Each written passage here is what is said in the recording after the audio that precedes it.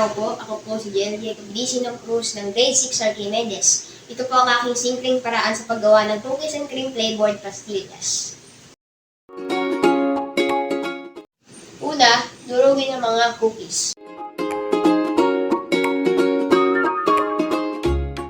Pangalawa, paghaluin ang powdered milk at condensed milk. Matapos, ihalo ang cookie sa pinaghalo, condensed at powdered milk.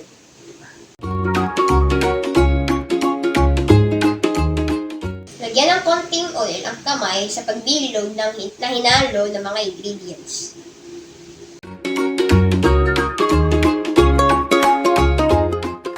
Matapos bilugin, ipagulong ito sa powdered milk at hiwalay.